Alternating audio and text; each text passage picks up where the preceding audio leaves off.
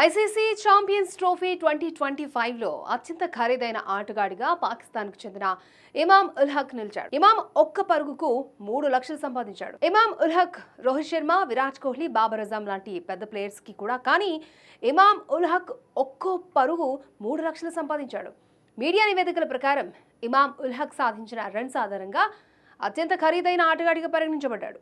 గాయపడిన ఫఖర్ జమాన్ స్థానంలో ఇమామ్ను భారత జట్టుతో జరిగిన రెండో మ్యాచ్కి జట్టులో చేర్చుకున్నారు. ఈ మ్యాచ్ దుబాయ్ ఇంటర్నేషనల్ స్టేడియంలో జరిగింది. ఇందులో అతను కేవలం 10 పరుగులు మాత్రమే చేశాడు. ఇక పాకిస్తాన్ చివరి మ్యాచ్ వర్షం కారణంగా రద్దు చేయబడింది. కానీ పాకిస్తాన్ క్రికెట్ బోర్డు ఇమామ్ ఆడిన ఒక్క మ్యాచ్ గాను 30 లక్షలు చెల్లించింది. ఈ విధంగా ఇమామ్ ఈ టోర్నమెంట్ లో ఒక్కో రన్ కి 3 లక్షలు సంపాదించాడు. భారత కెప్టెన్ రోహిత్ శర్మ ఛాంపియన్స్ ట్రోఫీలో ఇప్పటి వరకు ఆడిన 2 మ్యాచ్లకు గాను 12 లక్షలు మ్యాచ్ ఫీజు అందుకుంటాడు.